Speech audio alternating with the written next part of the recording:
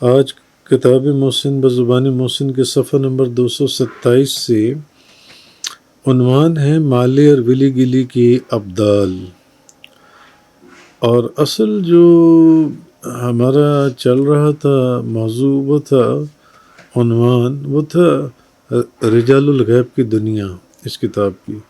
تو رجال الغیب کی دنیا کے اندر یہ ضمنی جو یہ آ رہے ہیں رجال الغیب کی دنیا میں مختلف واقعات پیچھے بیان ہوئے، جیسے پچھلا واقعہ گزرا ایک مجذوب اور دوسرا درویش، اور پھر اسی طرح للہ شریف کا جو میں نے ایک عجیب واقعہ بیان کیا، حضور داتا گنج بخش کا پیغام لانے والا کون شخص تھا۔ پھر جو باندرما کا جو واقعہ میں نے لکھا، باندرما کے کتب جن سے وہ کتب والا معاملہ، کیا وہ خضر علیہ السلام تھے، یہ سارے واقعات رجال الغیب کی دنیا کے ضمن میں یہ چل رہے تھے۔ آج اس میں جو فرسٹ پارٹ ہے، پہلا حصہ مالے اور ولی گلی کے ابدال جنسیم، تو اس کی ابتدا ہے۔ تو میری اہلیہ اکثر ابھی آگے ایک واقعہ آنے والا ہے سنگاپور کا اسٹیون پاؤ، تو جس کا اس واقعے کے بعد آگے ان کا ذکر آئے گا۔ تو میری اہلیہ اکثر مجھے کہا کرتی تھیں کہ مجھے بھی رجال الغیب میں سے اس جیسے کسی شخص سے ملنا ہے۔ میں نے ان کو ایک دفعہ بتایا کہ ایسے وہاں میری آج سے 40-45 سال پہلے ایک بندے سے ملاقات ہوئی تھی جس کا یہ نام تھا جو انصار، یہ وہاں پر چیزیں رونما ہوئی تھیں۔ اچھا، تو میں ان کو کیا جواب دیتا، مگر حضور غوث اعظم کے فیض نے بغداد میں پہلی حاضری کے بعد جب ہمیں سری لنکا مالدیو کے لیے روانہ کیا تو وہاں عبد الماجد اور عبد الماہر کی شکل میں ایک نہیں بلکہ 2 ابدالوں سے ملاقات کروا دی۔ ہوا یوں کہ 7 جنوری 2011 ہم بغداد شریف سے براستہ ابوظہبی سری لنکا مالدیو روانہ ہوئے۔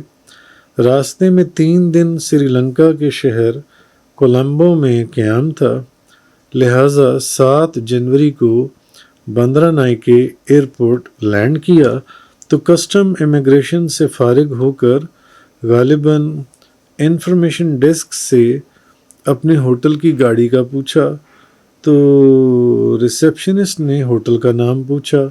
ہم نے کہا بھی ہم نے تو غالہ داری جانا ہے، تو وہ بولی غالہ داری تو کولمبو میں ہے۔ میں نے کہا تو پھر ہم کہاں ہیں؟ اگر غالہ داری کولمبو میں ہے تو پھر ہمارا جہاز، ہماری تو ٹکٹیں کولمبو کی ہی تھیں، کیا ہم کولمبو میں نہیں ہیں؟ جہاز کولمبو میں لینڈ نہیں کیا۔ وہ کہنے لگی آپ اس وقت کارٹونائکے میں ہیں، کولمبو تو بہت دور ہے۔ یہ سن کر ہمارا اوپر کا سانس اوپر اور نیچے کا نیچے، میں اور میری اہلیہ دونوں پریشان۔ یا اللہ، ٹکٹ تو سری لنکا کے شہر کولمبو کا تھا، مگر ہم نہ جانے کون سے ملک پہنچ گئے۔ میں نے پوچھا کارٹونائکے کس ملک کا شہر ہے؟ اس نے کہا سری لنکا ہی کا، مگر پھر وہ ہماری حالت بھانپ کر ہنستے ہوئے کہنے لگی آپ گھبرائیں مت، کولمبو میں ایئرپورٹ نہ ہونے کی وجہ سے پیسنجرز کارٹونائکے لینڈ کرتے ہیں، یعنی ایئرپورٹ جو ہے وہ کارٹونائکے میں ہے۔ یہ سن کر جان میں کچھ جان آئی اور یاد آیا جس طرح مکہ مکرمہ کے لیے جدہ میں لینڈ کیا جاتا ہے، پھر وہاں سے کار، بس یا ٹیکسی وغیرہ کے ذریعے مکہ مکرمہ پہنچا جاتا ہے، یا جیسے کوالالمپور جانے والے مسافر کوالالمپور سے تقریباً 50 کلومیٹر دور سلنگور کے ضلع سی پینگ میں لینڈ کرتے ہیں اور پھر کار، بس، ٹیکسی وغیرہ کے ذریعے کوالالمپور جاتے ہیں۔ اچھا، کولمبو پہنچے تو سمندر کنارے یہ سادہ سا شہر خانہ جنگی میں تامل ٹائیگرز کے ساتھ ایک بڑی خون ریزی اور انقلاب کے بعد اب امن کی داستان سنا رہا تھا۔ ہوٹل 2 گھنٹے آرام کرنے کے بعد جب ایک لوکل ٹرائشا رکشے پر گھومنے نکلے تو وہاں کھڑے لوگ ہمیں حیرانگی سے دیکھ رہے تھے کہ 5 اسٹار ہوٹل سے BMW، مرسڈیز، لیموزین، اوڈی وغیرہ کی بجائے ٹرائشا میں جانے والے اس رکشے، وہ جو ایک عجیب سا رکشہ وہاں سری لنکا میں چلتا ہے، یہ لوگ کتنے عجیب ہیں۔ لیکن ہمیں چونکہ ملک ہر علاقے اور شہر کے کلچر کے مطابق وہاں کی روایات اور رسم و رواج سے لطف اندوز ہونے کا شوق ہے، اس لیے لوگوں کی پرواہ کیے بغیر ٹرائشا میں کولمبو گھومنے نکل گئے۔ اچھا، ٹرائشا والا شہر دکھاتے دکھاتے ہمیں سیدھا جیم مائنز نامی ڈسپلے سینٹر لے پہنچا، جہاں ریئل سٹون کی ایک دنیا آباد تھی۔ وہاں آدم علیہ السلام سے منسوب ایڈم اسپیک پر پایا جانے والا بطخ کے انڈے جتنا ایک نہایت خوبصورت سفید عقیق بھی خریدا۔ یہاں آ کر معلوم ہوا کہ سری لنکا دنیا میں نہ صرف نگینوں، قیمتی پتھروں، ریئل سٹونز کی بہت بڑی مارکیٹ ہے، بلکہ بوز نامی وہ پہاڑ جہاں آدم علیہ السلام کے قدموں کے نشان ہیں، وہ بھی سری لنکا میں ہی موجود ہے۔ حضرت وہب بن منبع رحمۃ اللہ علیہ فرماتے ہیں کہ حضرت سیدنا آدم علیہ السلام ہند کے پہاڑ پر 100 سال سجدے میں روتے رہے، یہاں تک کہ آپ کے آنسو سراندیپ سیلون سری لنکا کی وادی میں بہنے لگے۔ تو اللہ عز و جل نے اس وادی میں حضرت آدم علیہ السلام کے آنسوؤں سے دار چینی اور لونگ وغیرہ کی فصلیں اگائیں اور اس وادی میں مور پیدا کیے۔ پھر سیدنا جبریل علیہ السلام حاضر ہوئے اور عرض کی، اپنا سر انور اٹھائیے، اللہ نے آپ کو بخش دیا۔ اچھا، جیسے کہ آپ نے شروع میں پڑھا کہ 2011 کے سفر بغداد میں ارادہ تو بخارا شریف جانے کا تھا، مگر حضور غوث اعظم کے فیض سے پہنچ بغداد شریف گئے۔ اسی طرح بغداد شریف سے واپسی پر ارادہ تو مصر جانے کا تھا، مگر یہاں بھی غوث اعظم کے فیض سے پہنچ سری لنکا مالدیو گئے۔ ہوا یہ کہ روانگی سے چند روز قبل ایک دن میں نے اپنی اہلیہ کو کہا، کیوں نہ مصر سے کوئی نایاب قدرتی پتھر خریدا جائے۔ اتفاق سے اسی دن مصر کا ویزا ملنے کی امید تھی، لیکن غلام مصطفیٰ نے پریشانی میں آ کر بتایا کہ دبئی اور عراق کا ویزا تو لگ گیا، مگر مصر کا ویزا جو کہ 100% یقینی تھا وہ نہ لگ سکا۔ میں نے سوچا اب کیا کیا جائے، کیونکہ اگلے ہی روز بغداد شریف کی فلائٹ تھی، لہٰذا غلام مصطفیٰ کے مشورے پر بغداد شریف سے واپسی پر مصر کی بجائے سری لنکا مالدیو روانہ ہو گئے، کیونکہ ان ممالک میں ٹورسٹ کے لیے ویزا آن ارائیول کی سہولت موجود تھی۔ سوچنے کی بات یہ تھی کہ اس سفر میں بخارا کی بجائے بغداد شریف اور مصر کی بجائے ہمارا رخ سری لنکا مالدیو کی طرف کیوں موڑا گیا۔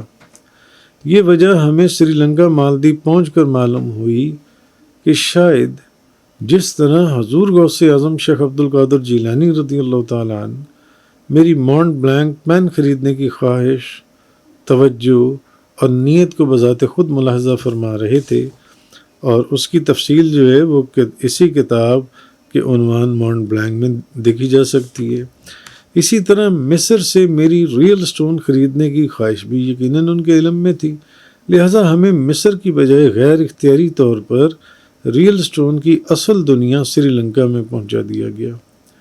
دوسری وجہ شاید یہ تھی کہ جس طرح ان دنوں ازبکستان میں فسادات کی وجہ سے حالات کشیدہ ہو گئے تھے، لہٰذا ہمیں بخارا جانے سے روک دیا گیا، بلکہ بالکل اسی طرح مصر میں بھی صدر حسنی مبارک کی حکومت کے خلاف مظاہرے زور پکڑ چکے تھے، پورے ملک میں ہنگامی حالت نافذ کر دی گئی تھی، لہٰذا ان دنوں بخارا کی طرف ہمارا مصر جانا بھی خطرے سے خالی نہیں تھا، اسی لیے آپ سرکار نے ہمیں مصر جانے سے بھی روک دیا۔ یہ علیحدہ بات ہے کہ وقتی طور پر غوث اعظم شیخ عبد القادر جیلانی رضی اللہ تعالیٰ عنہ نے اپنے فیض اور تصرف سے جن ممالک ازبکستان اور مصر کے سفر سے ہمارے رخ کو موڑا یا روکا تھا، یہ انہی کی شان اور بزرگی کا کمال ہے کہ بعد میں انہی ملکوں ازبکستان میں تاشکند، سمرقند، بخارا، ترمز، دیناؤ، شیخ سبز، کتاب، ماورم نہر اور مصر میں قاہرہ، اسکندریہ، طنطا، آسوان، حمیرہ، کمامبو اور لکجر کا ایسا عجیب و غریب اور نایاب سفر عطا فرمایا کہ شاید ہی ان علاقوں میں کسی نے سفر کیا ہو، پہنچے ہوں گے لوگ لیکن نہ ہونے کے برابر بہت کم۔ رہی بات یہ کہ یہ جو میں نے آپ کو بتایا کہ اس سفر کی تبدیلی اور روٹ کیسے چینج ہوا، اس میں حضور غوث اعظم شیخ عبد القادر جیلانی رضی اللہ تعالی عنہ کا ایک خاص جو رول سامنے آتا ہے، اس کو سمجھنے کے لیے آپ کو میری کتاب محسن بزبان محسن یہ پڑھنی پڑے گی، تب آپ کو یہ چیز پتہ معلوم ہوگی جن سی ہے۔ بہرحال سری لنکا بھی قدرتی حسن سے مالا مال ہے۔ مری نتھیا گلی کی طرح وہاں کا پرفضا مقام۔ کینڈی دیکھنے روانہ ہوئے تو راستے میں اسپائس گارڈن میں غالباً مجھے یاد پڑتا ہے سونف، الائچی، دار چینی، کالی مرچ، سفید زیرہ، لونگ، انسولین وغیرہ کے درخت اور پودے بھی دیکھے جو زندگی میں پہلے کبھی نہیں دیکھے تھے۔ نکلتے وقت اسپائس گارڈن کے دفتر میں انسولین کی لکڑی کا ایک گلاس $100 میں فروخت ہوتا دیکھا تو پتہ چلا کہ لوگ دور دور سے یہ گلاس خریدنے یہاں آتے ہیں، کیونکہ ان کے حکیموں اور طبیبوں کا کہنا تھا کہ شوگر کے مریض رات سوتے وقت اس گلاس میں پانی ڈال کر رکھ دیں اور صبح اٹھ کر نہار منہ یہ پانی پئیں تو شوگر کنٹرول رہے گی، اور جس کو شوگر نہیں اس کو کبھی شوگر ہوگی ہی نہیں۔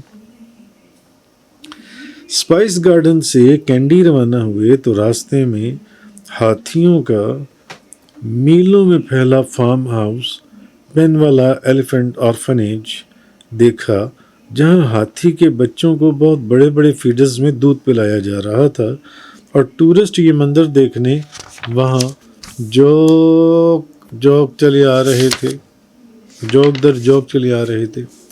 یہاں سے چلے تو راستے میں ایک بہت بڑی ٹی فیکٹری دیکھ کر جب کینڈی پہنچے تو دور سے ایک پہاڑ کی چوٹی پر بدھا کا بہت بڑا ایک پہاڑ کو تراش کر بنایا گیا دیو ہیکل مجسمہ دور سے نظر آیا پہاڑوں کے اندر۔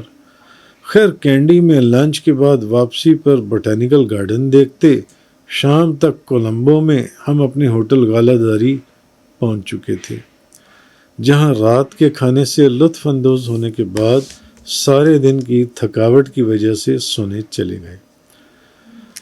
الحمدللہ دنیا کے بے شمار 5 سٹار 7 سٹار ہوٹلز میں ڈنر، بریک فاسٹ وغیرہ کا موقع ملا، لیکن جو مزہ قیمتاً اور ذائقے کے اعتبار سے کولمبو غالہ داری میں دیکھا وہ اور کہیں نہ پایا۔ بے شقیمت عمدہ ڈشز کی اس قدر تعداد، عمدہ ڈشز کی، جہاں سیلڈز اور فروٹس کا کارنر ہی نہ ختم ہونے آئے تو سوپ اور ایپیٹائزرز کی طرف کون جائے؟ ایپیٹائزرز کی ورائٹی ختم ہو تو مین کورس کی طرف کوئی آئے، اور مین کورس تک اگر کوئی پہنچ بھی جائے تو کہاں تک اپنا سٹیمنا دکھائے؟ وہ ایشین کارنر سے کچھ کھائے یا Indian, Chinese, Thai, Tamil Nadu کو پچائے؟ سی فوڈ، کانٹیننٹل، اٹالین اب کس کے پیٹ میں سمائے تو سویٹ ڈشز میں کون ڈبکی لگائے؟